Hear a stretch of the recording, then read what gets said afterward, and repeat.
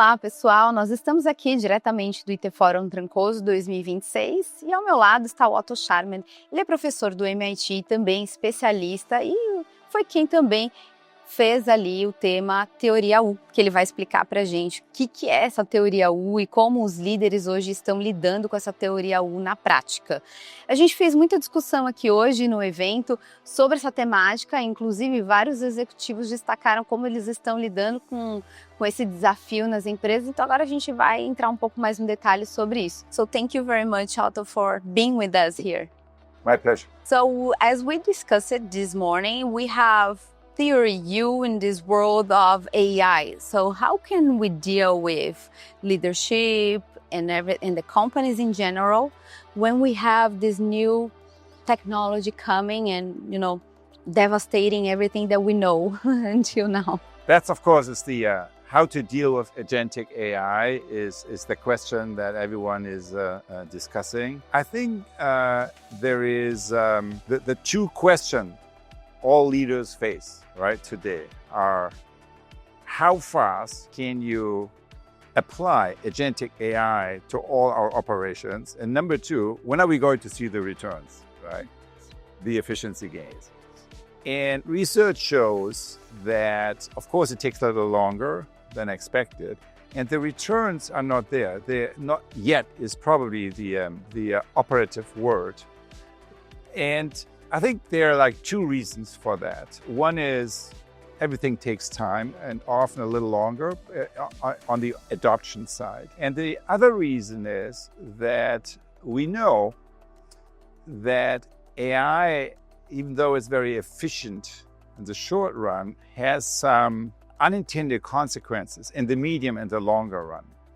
And it basically has to do with degrading your own soil, your own foundations. And there are like three examples for that. One is model collapse. So when you train LLMs on AI output, AI-shaped, produced output, the model is collapsing. It only works if you train it with human knowledge, on human knowledge input. Second example is the phenomenon of cognitive debt. Last year, there was an MIT study out of the MIT Media Lab. That was the first one of this category that showed if you use AI for creative tasks in a mindless way, right? Basically letting AI do all the work, your creative capacities go down very quickly, and the results of your combined output, right, also goes down very quickly. 2 months ago, Darren Acemoglu, he is the most recent Nobel Prize laureate in economics. He came out with a paper where he shows that AI the mindless use of agentic AI can lead to what he calls knowledge collapse. It's basically an erosion of the knowledge variety in an ecosystem that allows you to create new knowledge. And the way I think about that is, so why is that? Why do we see that AI, if you use it in a mindless way, is destroying its own foundations and our capacity as humans to come up with new stuff, to really access our deep creativity? And I would say this is forcing us as enterprises, as societies, but also as human beings, to really rethink what intelligence is. And I would say the main thing is intelligence is not one thing.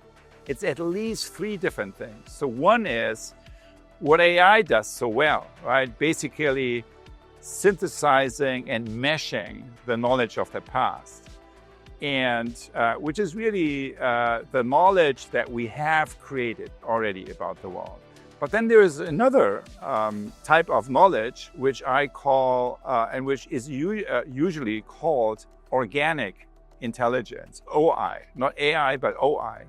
And OI means tuning into different perspectives. Whenever you are a manager, you're a leader, you deal with multiple stakeholders, everyone is really well familiar with that. You need to understand where other stakeholders are coming from, and it's not only attending to what is being said, which is what AI does so brilliantly, but also what is not being said, right?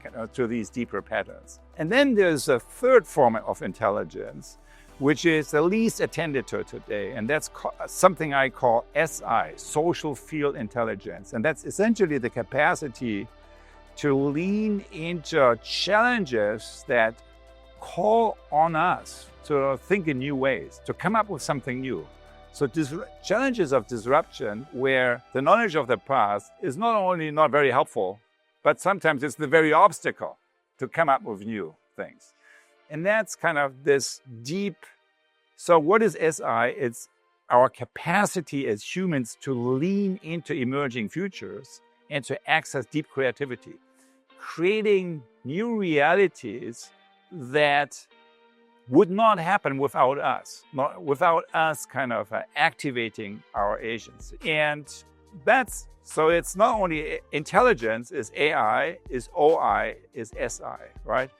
And the role of the CIO and the role of the CEO is not just buy and implement AI tools and products and agentic AI. But the role of the CIO and the role of the CEO is to balance the investment across all three intelligences. I believe that 10 years from now, the most successful adopters of AI are not the companies that invest the most money into AI, but will be the companies that have a balanced investment across all three forms of intelligence, which means, yes, we need to automate, right? Kind of efficiency gains. We need to invest into how we orchestrate agentic AI. And we also need to invest into new deep sensing and innovation infrastructures that allow us to lean into new situations and to come up with new patterns, not just adapting existing patterns. And that's so this kind of capacity for deep sensing and strategic innovation, that is something that is more important now than it was actually before, because we are dealing with so much disruption. And yet most of the investments, right, go only into the AI, $2.5 trillion this year. How much is going into OI and orchestration, and how much is going into SI and deep creativity? Very, very little. That's the problem. And I would say the most important decision every leader, every CIO, and every CIO has every Monday morning is this: where this week, how do I allocate my attention? Well, that's the most important question of all, right? Just look at your calendar, your schedule. How much time do you have for deep thinking, for deep sensing, where you go into new places that you don't know and just absorb, as opposed to manage, right, being chased from one meeting to another? Yeah, happens a lot. Secondly, right, how do you allocate your budget, right? What is your slice of the 2.5 trillion, and how much of that do you expend for AI? How much into OI? How much into deep creativity? And that's kind of the latter two are essentially, we know the future depends on the machine-human relationship, right? How we as humans relate to AI. The problem is, all the money goes on the AI side of the equation, the tool side, and where we also need to invest is the human side. And I think that's where the leverage is. And you were talking about patterns, right? So connecting that to Theory U, you say about the past and the future, right? How to choose in the AI age what we can see in terms of AI looking to the future, not to the past, because AI is trained with the past decisions and informations and everything. How to see this future when the AI is trained with the past things? Yes. So I think kind of it starts with where we use AI and where we not use AI and in what sequence. All right. So, and I think kind of a lot of a mindful use of AI has to do what we do first. I would say a general strategy. So let me tell you a story. Okay. I once interviewed one of the leading cognition researchers, right? Francesco Varela. He has been very influential and passed away way too early. So he told me about an experiment that really intrigued me, right? And he was really his work was about cognition and deep cognition. And in that experiment that he reported on, they bundled kittens, so newborn kittens, right? They it takes a few days before they can open the eyes. Right. So in that experiment, they paired up newborn kittens, one on the back of the other. So of each pair, one was doing the legwork and the other one was moving around in space as well, but without kind of doing the legwork itself. The result was that the lower cat, right, the lower kitten that was doing the legwork learned to see in quite functional and normal ways, while the upper cat stood blind. So it had kind of very impaired perception qualities. And his view as a cognition researcher is, so perception is not passive. It's not kind of you open the eyes and the world is flowing in. Perception has to do with really moving into the world. It's a whole body experience, if you want. And I would say we face the same issue with AI, right? As an entrepreneur, the question always is, what activities do you outsource and which one do you keep for yourself? And as an innovator, I would say the last thing you want to outsource is to sense into new realities, right? That's what you want to do yourself, because that's where you build relationships to other people. That's kind of where new thinking takes place, when you lean into what you not know and when you lean into interesting new stuff. You don't want to outsource that. And definitely you don't want to leave that to AI. That's true. Because that you will experience atrophy on your cognitive skills if you do that. So translating that into how we use AI, right? Of course we need to use AI, but we need to use it in a way where we keep the main creative challenges first to ourselves, and then AI can criticize what we came up with. But you don't want to give that to AI first, because it will lead to a diminishment of your own cognitive capacities. And I think that has a lot to do with kind of these skills with how we use technology and how we use AI. In that regard, I believe what is missing today is like this parallel sphere of deep sensing and then innovation in terms of rapid experimentation, kind of where we do something. And essentially, we need this parallel structure. The more urgent, the more we meet disruption in society and in business. And the only thing we know about, no one knows what's going to happen in the future, right? But the only thing we do know is disruption is not only going to stay, it's going to increase before perhaps we enter into yet another period. But for the years to come, everyone, who can read the larger systems realities knows we are in for a lot of disruption. So there is a real bonus and premium for building these parallel deep sensing and innovation structures. And you were about launching a new book, right? That's right.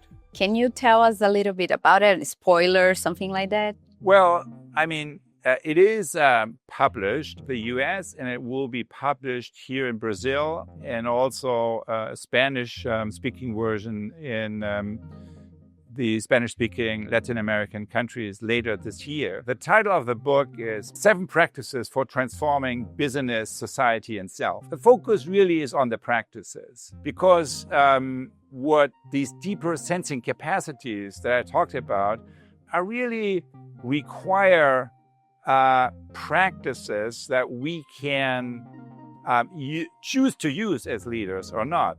What are these practices? It's awareness, how to become aware of a situation. It is listening, deepening our skills of listening, which we discussed this morning here.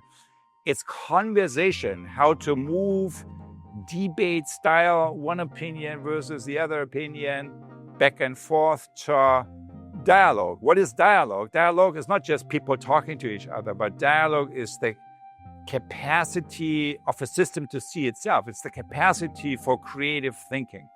And that's really what I think what is a major leadership skill these days, to create conditions so your teams can move from polite conversation or debate to truly thinking and creating together. And then it's about kind of this deep sensing capacity and exploring the future by doing, and kind of an ecosystem governance. So it's essentially 7 different practices that are spelled out, and that I believe are the tools that can allow us to cultivate what I call the social soil, right? So I grew up on a farm.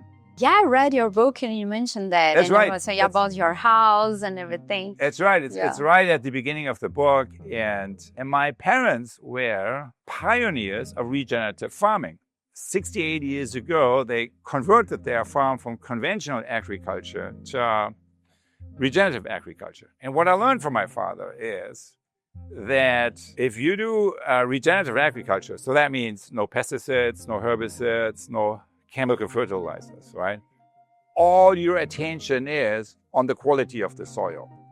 So that's really what you try to do. And, decades later and many thousand miles away from that farm, when I think about what I'm doing, it's exactly the same thing. Just that in my case, and perhaps also in your case and in other people's case, the field that we are dealing with is the social field, right? It's not the field of the farmer, it's the social field. And the social field also has 2 main dimensions. The visible part, which is what we call social systems like organizations, including the practical results, kind of the profitability and so on and so forth, and the invisible part. And what is the invisible part? It's kind of the quality of our relationships, the quality of our capacity to think together and to communicate, to create together, and the quality of our awareness. So that's kind of what I call social soil.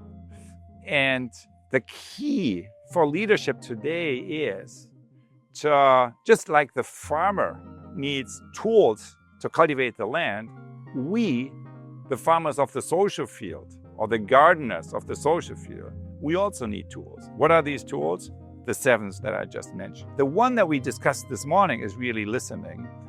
And that is an example for how the inner place of leadership that we are operating from, so not just what I do, not just how I do it, the process I apply, but the inner place means the quality of my attention, the quality of being able to connect to a situation, right? The quality of my presence, how I show up, right, as a leader. And we all know, right, when someone, your body is here, but your mind is still on your screen, right? It's true. And so many distractions. We all know these differences, but it's kind of, that's kind of which is the quality of your presence, of your attention, that makes a big difference. And that's where you need practical tools to improve the quality, how you are present and how you can connect to a situation, because that's essentially the leverage point, how we can create change. Today, change